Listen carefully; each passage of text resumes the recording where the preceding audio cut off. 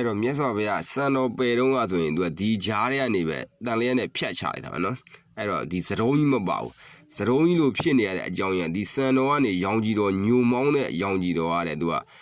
အုပ်ဆောင်တဲ့ပြန့်လွင့်နေတော့အတွက်ဒီရောင်တော်ဝိုင်းကိုဒါကိုမနိတော်လို့ခေါ်နော်အခုခေတ်လူတွေသရုံးလို့ထင်ပါအခုတချို့ဆိုရင်ဘီစပတ်တုံးကြီးတွေကထုံးတော့ပပူးစရာတွေအဲ့လိုမလုပ်ရဘူးတကယ်တော့ဒီဟာကရောင်ကြီးတော်ဆိုတဲ့အတွက်ပပူးထူးတဲ့အခါမှာ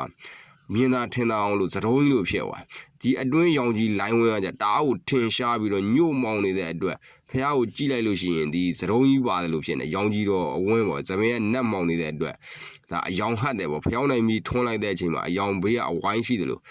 သူကဒီအတွင်းစည်းထဲမှာဆိုပို့ပြီးရောင်ကြီးတော်တဲ့ထင်ရှားတယ်ဒီဘက်ဆိုရင်တော်တော်ထင်ရှားဒီဘက်ဆိုရင်နည်းနည်းလေးပြဲသွားတယ်ဒီအတွင်းကနေဟိုအထက်ရောင်ပြန့်လွန်သွားတယ်ပေါ့နော်ဟိုဖះနဲ့အခန်းနဲ့ထွန်းတယ်လို့ပေါ့ဗျာအဝိုင်းလေးကဒီတရောင်လောက်18ဟိုတရောင်လောက်အဝင်းလေးကတော့အမြဲတမ်းထွန်းလင်းနေရပါတော့အဲ့တော့မြတ်စွာဘုရားစံတော်ကလည်းသူကဒီလိုအခွေပဲနော်စံတော်တွေကဖြတ်တဲ့ချိန်တုန်းကတော့ဟိုသပင်ကဆွဲလိုက်တဲ့ချိန်တော့ဖြောင်းမှာပေါ့သူ့ရဲ့မူရင်းအရာဆိုသူကဒီညာဘက်ရစ်ပြီးတော့လှည့်ပြီးခွေနေတဲ့ခရုခွေလေးသူကဘုရားပြောရင်တော့သပင်ကောက်တယ်ပဲခွေလေးတွေပေါ့နော်အဲ့တော့သူကမျက်နာဆိုရင်လည်းသူကဝိုင်းနေတယ်ဒါဟို32ပါးသောလက္ခဏာတွေမှာသူကမျက်နာဝိုင်းနေသူကနှစ်ဖူးသင်းကျစ်ရှိတယ်နှစ်ဖူးသင်းကျစ်ဆိုတာအခုဒီနေ့ခေတ်ဟိုဟာဒီနတ်တွေရဲ့အုတ်ထုံမှာပါတဲ့ဒီလိုသင်းကျစ်ဝိုင်းလို့ဟာကြီးကိုပြောရမှာမဟုတ်တော့ဒါသဘောတရားပြဒီလိုသင်းကျစ်ပြားကြီးကိုပြောရမှာမဟုတ်တကယ်တော့သူ့ရဲ့နှစ်ဖူးကဒီရိုးလူတွေဆိုလို့ရှိရင်ဒီလိုနှစ်ဖူးကဒီတော့နောက်ကိုရှော့ပြီးလန်းသွားဖះကသူကဒီနှစ်ဖူးကအဲ့လိုမလန်းမနဲ့ဒီလိုနေရာမှာ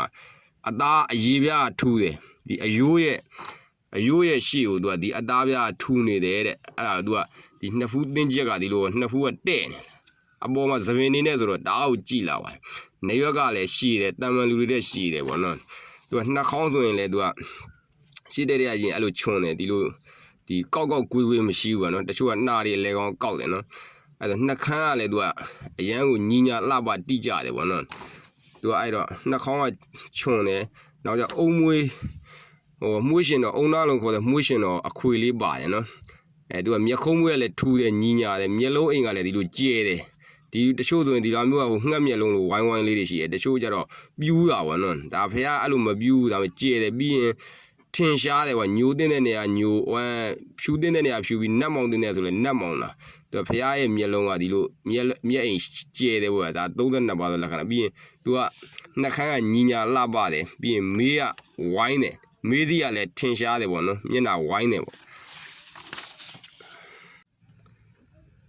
ခြုံငုံပြီးပြောရင်တော့ဖះကပြည့်ဖြူထောင်မောင်းပဲဗျာနော်ဆက်လက်